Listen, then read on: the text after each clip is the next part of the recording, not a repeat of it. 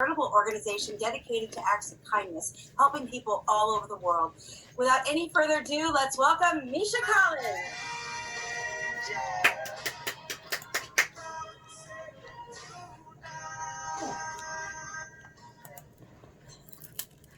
You can't see his face.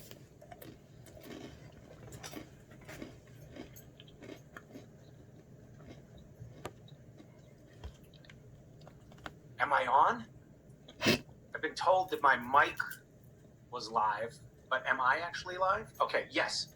Yes. I'm seeing a yes. Okay, I'm looking at the... I'm already having technical difficulties. In true form. Hi, everyone. How are you? It's a different backdrop. I think that means I hope everyone's managing lockdown okay. I've gone through peaks and valleys myself. There are times when it feels like, wow, this is such an amazing opportunity to spend time with the kids and learn how to cook things that I've never cooked before. And there are times when I think, wow, this is an amazing time to get away from the kids and stop cooking. And also, everything is hard during a pandemic. You know, this is something I know I'm not supposed to talk about out loud, but I'm an actor, and a very busy actor, very important. So I have housekeeping that comes in, and a babysitter that comes in and helps with the kids under normal circumstances. Those things go out the window, and then I'm like, oh, I am actually pretty good at washing dishes, but I hate laundry, and I won't do it. I will do laundry. That's not true. I love to wash things, put them in the dryer. I just can't stand folding stuff. So all of my clothes are just super wrinkled. And unless I bribe my children with candy, which is something that I never did as a parent, to fold my laundry, which is, it's a really terrible thing to be doing. I'm paying my children in cavities right now. I also, I notice that the quiet and reflective time that I thought that this lockdown was going to bring actually never shows up. So it's been an interesting time. But I will say I've been talking with the creation staff, and we all miss each other, and we miss conventions, and we miss seeing the fans in person. And it's funny because when we are, in the full swing of things, doing a lot of live conventions, we see each other and we're like, oh, I wish we didn't see each other so much. I'm so tired and so sick of this, That's not really true. We do always love it a little bit, but sometimes it feels like we're worn out, and now we're all texting each other like, I miss you. I wish we were in the green room right now throwing things at each other. So anyway, that's a little bit of my download right now. I wish I could see your faces, but I do see some of your questions. And so I'm going to endeavor to answer some of them.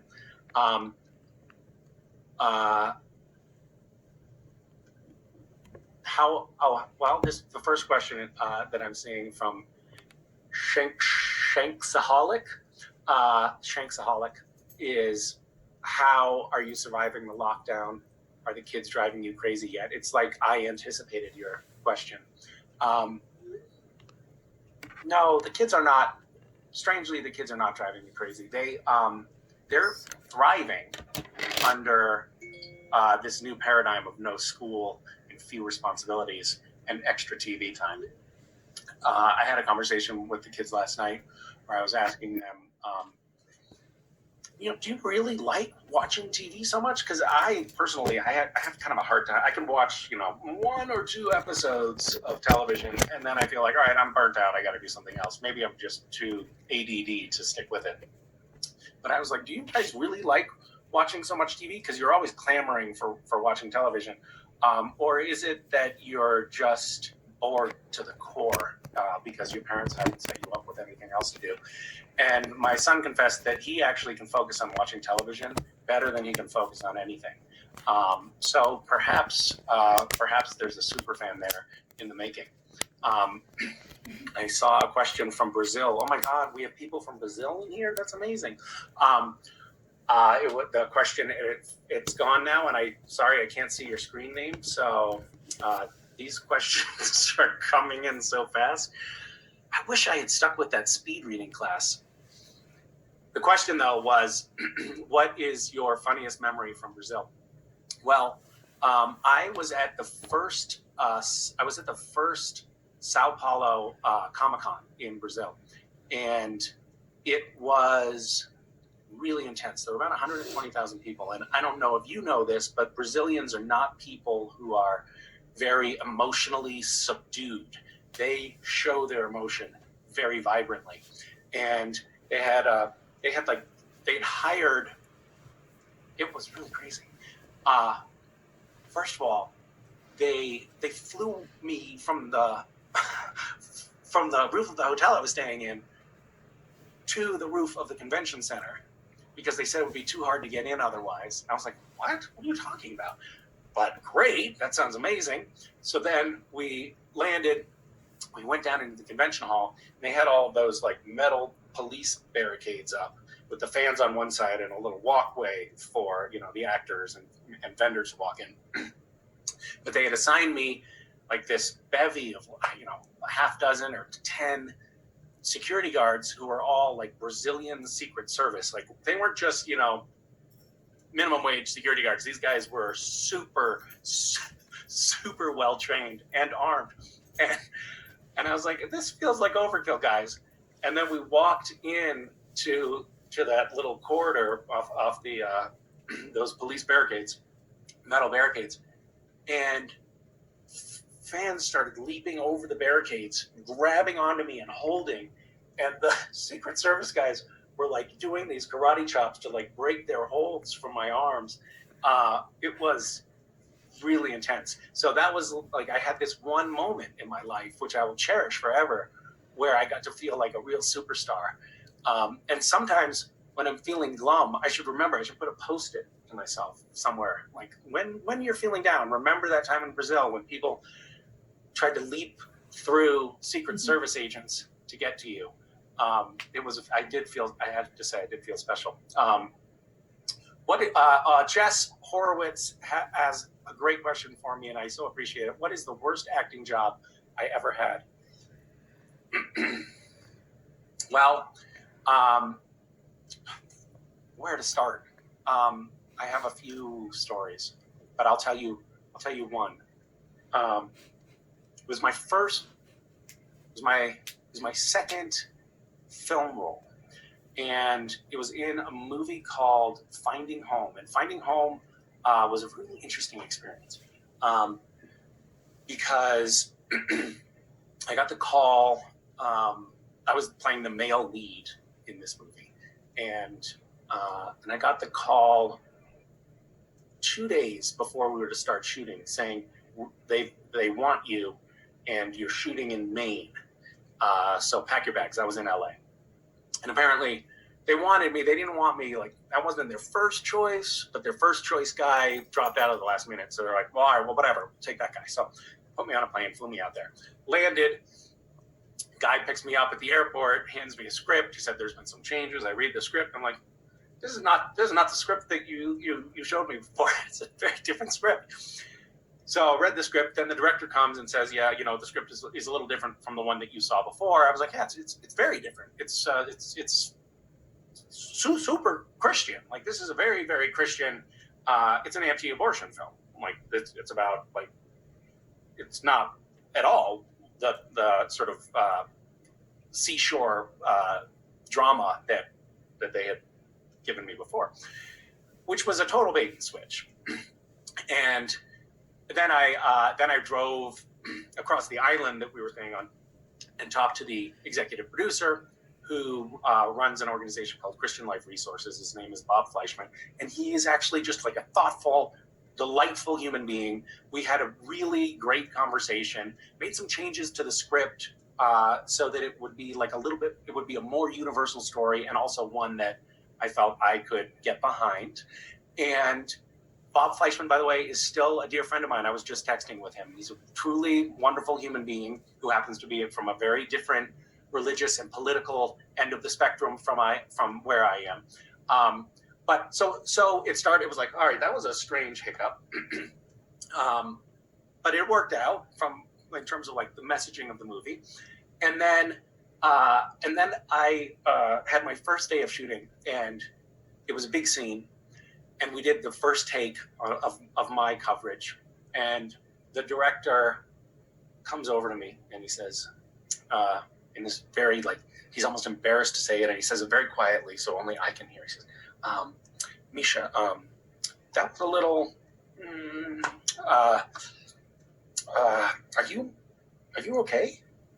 Which is, by the way, not great direction to give an actor on the first day of shooting on a project. Like, you need to be very delicate with an actor's ego, because if I start to fall apart emotionally on the inside, I'm not going to be able to give you a very good performance. So I was like, and wow, just got the message that I was horrible and probably going to get fired. So I was like, yeah. And he's like, okay, you want to try it again? And I said, yeah, of course. And so he goes back over and he goes, all right, everyone, roll camera. And I said, sorry, Larry, just give me 1 second, because I had to compose myself. And he said, sure. Everyone, be quiet. Misha needs a minute. And that set the tone for what was a complete train wreck of a shoot. It was supposed to be 6 weeks of shooting, and it ended up being 3 months. The crew went on strike at one point. The director was yelling at people all the time. They'd bring us in, put us through makeup and hair, sit us in our trailer, and then not use us for the whole day, then send us home and do the same thing the next day. The director, he was a total mess. And at one point, he's yelling at people and threatening to fire them. And then I told Larry, the director, I was like, Larry, if you keep yelling at people, I'm going to quit. So stop yelling at people. And it was a complete fiasco. Mercifully, the movie was not very good, and nobody saw it. So it sort of disappeared into the vapors of history. What was it? I have a knack, I'm finding, for talking indefinitely. Let me see, what other questions do we have here?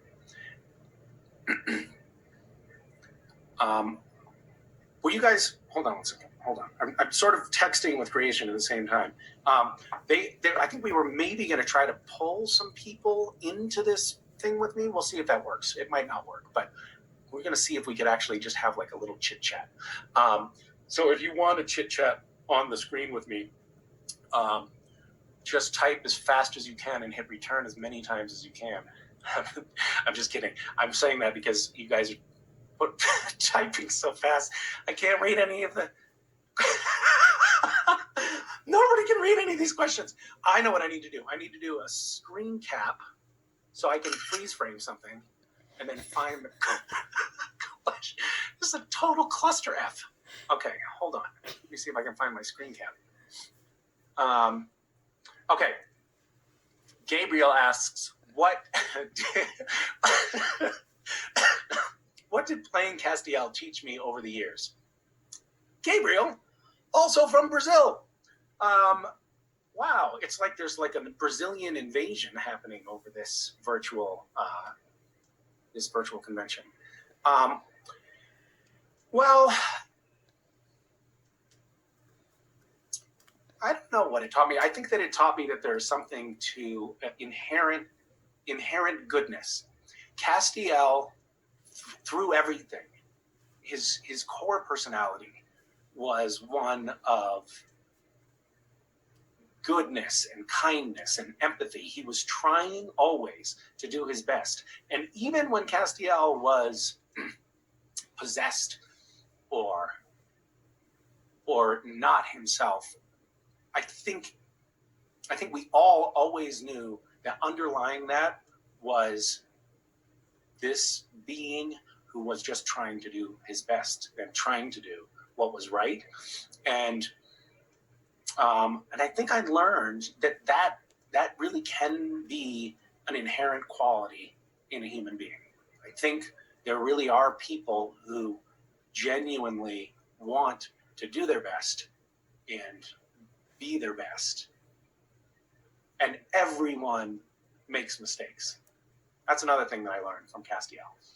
Everyone's going to screw up. Even people who have a North Star of doing the right things end up screwing up over and over again. And you have to pick yourself up and you have to keep trying. I think that's a lesson that that the show has messaged over and over again for years and years. Pick yourself up, try again. Pick yourself up, try again. Do you guys have this problem with you do screenshots and then you can't find the screenshot? Okay. What is my craziest? This is from Ilu Supernatural. ILU. Oh, I love you. Boy, I'm so with it and hip. I love you, Supernatural says. What is your craziest travel story? Oh boy.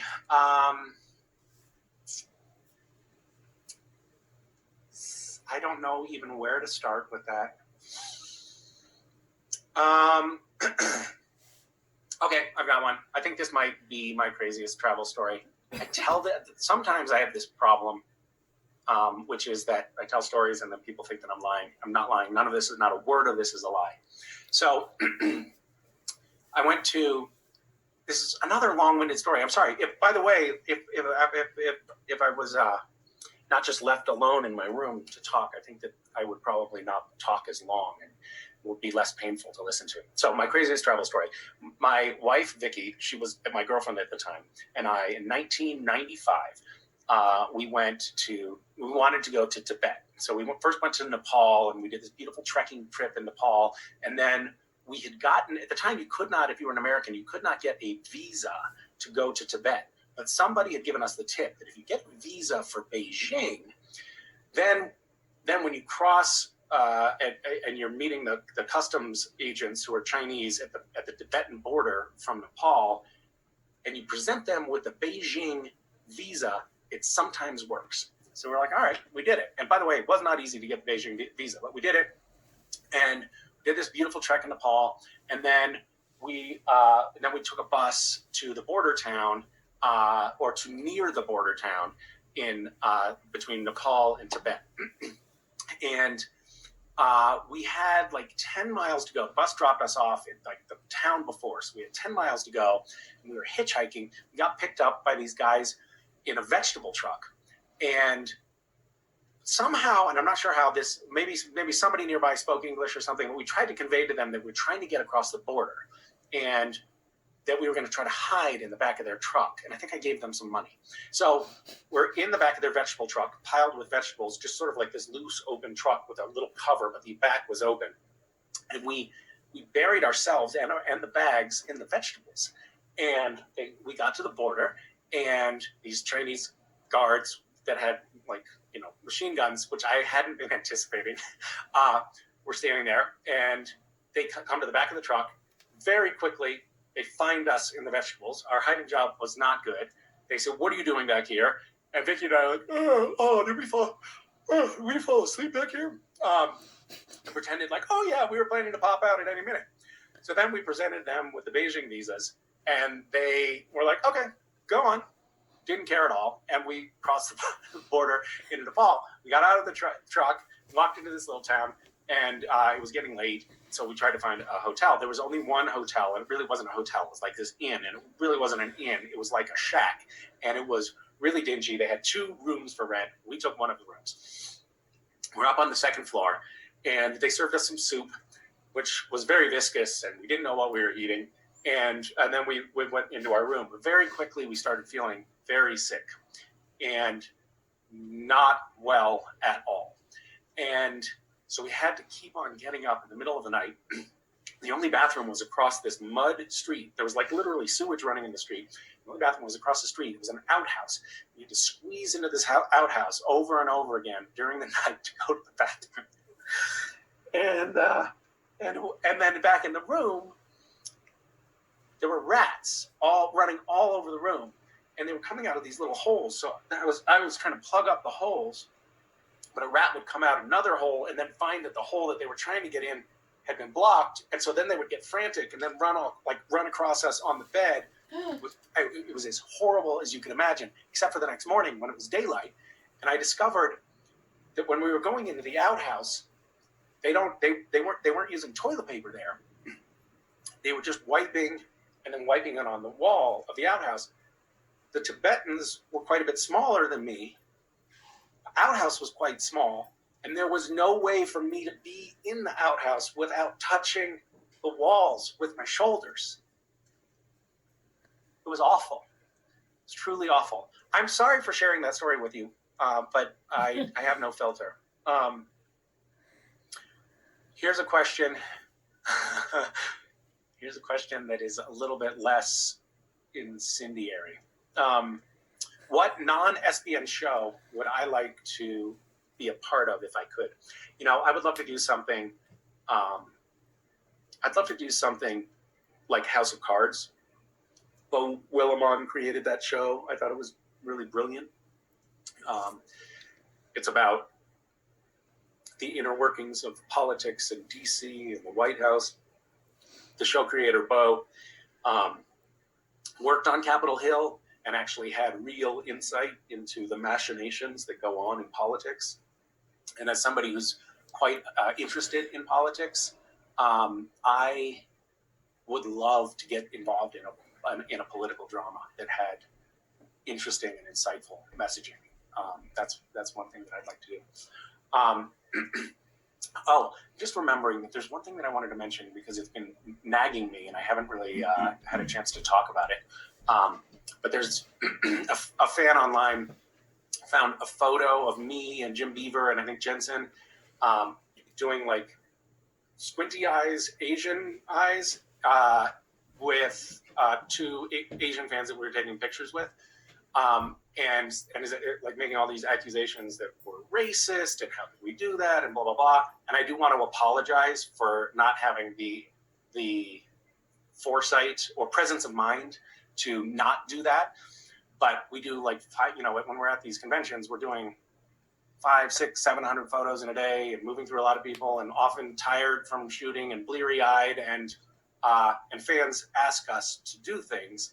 And a lot of times we don't have the right filter, or we're not processing it properly. And those fans asked us to do that. And we were like, okay, whatever. Instead of getting into, no, we're not going to do that. I assume, I don't remember, but I assume, I thought something like, well, you're Asian, you're asking me to do it. Okay, whatever. Of course it's bad optics. And I apologize to anyone who's offended by that, but I did want to talk about it because I keep seeing like this fan keeps harping about it online and putting it every time I post about something. There's this like Misha's a racist comment that comes up. I think the same person though was also saying I was racist against Asians for I posted a message to the Chinese followers of support because Chinese people were being persecuted in America because our president keeps calling the coronavirus the China virus and being really vitriolic and unfair toward the Chinese. So anyway, this person was saying that I was being racist for doing a message in Chinese because not all Asians are Chinese, but the message was specifically for Chinese people, not for all Asians. I needed to clarify those things because I don't like people thinking that I'm I have that kind of ill will. Okay. I'm sorry to use up this precious time defending myself from slander. Okay. Who is the Brittany? I think I need more. Oh, I was scrolling in the wrong direction, guys. Hi, Misha. I'm not going to ask that question because it's also from Brazil. I'm going to do another screen cap, not screen crap. Now I've got myself thinking. Okay. Everyone asks about the Winchesters. This is from Winchester SBN. everyone asks about the Winchesters, but for you, what is the perfect ending for Castiel? Great question. And I can tell you, Winchestiel SBN. Is that a family name? What part of the world are your ancestors from? I will tell you that the ending that we have scripted for Castiel is a very final ending. It is pretty much exactly what I would have wished for. So I'm going to just tell you that the ending that Castiel, that you will see for Castiel, is the ending that I would have wanted.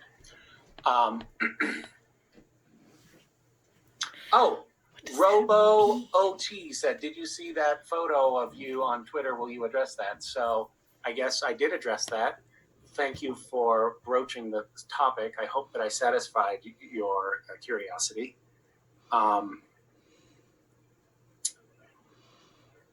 Okay, I have to do another screen crap. Why do I keep saying screen crap? Okay. When Aklisha says, when are we getting a new cooking video with me and the kids? Good question.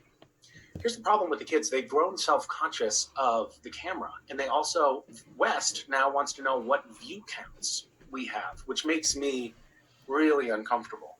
He's like, how many loves did we get? And I don't want him to start thinking like that, because that's how we grown-ups think. So I'm a little bit trying to insulate them from that sort of thing. Mason is still young enough that I can exploit her without her realizing that she's being exploited, which is nice, but I think that ship is about to sail. So we'll see. I'm not sure. I might have to adopt some younger kids and start over with that whole endeavor. Wayward Nupsy. I guess that's an Indian name, because she or he is asking, would I like to do a convention in India? Yeah. Well, either you're Indian or you live in India.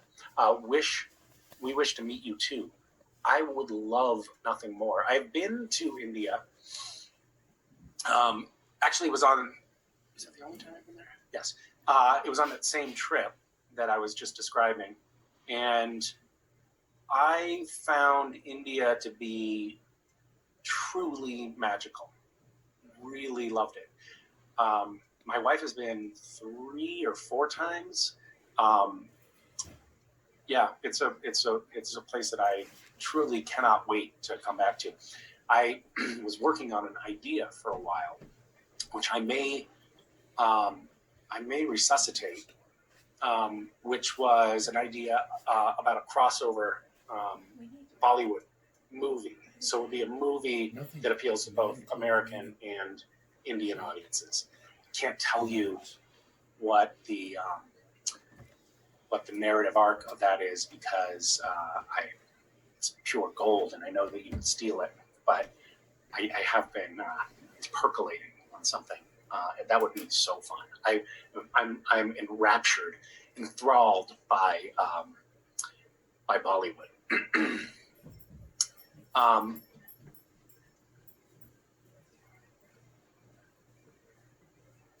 Here is a question from Amanda CW. Does either Dean or Cass consider themselves to be a fatherly figure to Claire Novak as they are to Jack? Yeah, I think so. I mean, we had episodes where we touched on like that fatherly nurturing relationship that Cass has anyway toward Claire in this season. We didn't get deep into it. Catherine Newton has gone on to become quite a movie star, so I think we sort of lost her as a cast member to bigger and better things. But we did talk about her in absentia, and I do think that was a very important relationship for Cass. But Jack, for both Dean and Cass and Sam, solidified as like the true the true son figure in the show.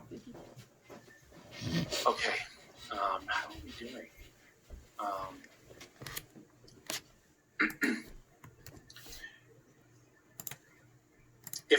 This is a question from GenLove72.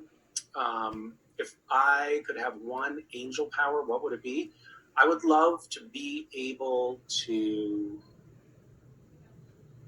I mean, there's so many things. If you think about it, there's so many things that Castiel could do in the beginning, and he lost all of these incredible powers. Castiel could time travel. That's so amazing. I would take that.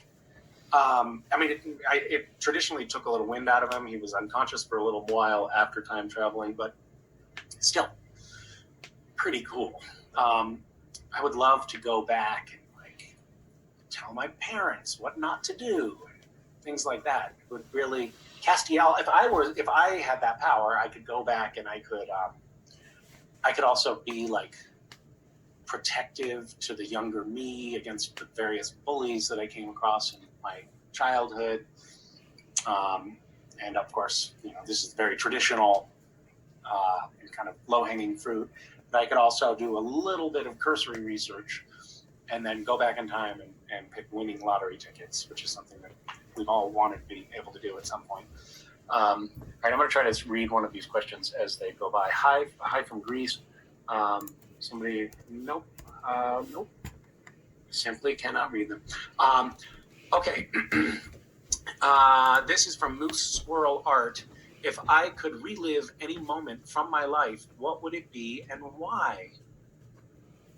What a beautiful question.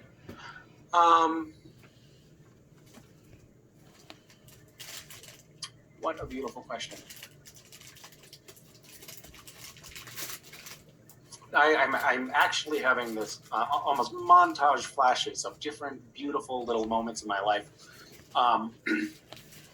One of them was while I was working on Supernatural. It was the birth of my son. I was equally overjoyed with the birth of my daughter, but I just have this very vivid memory of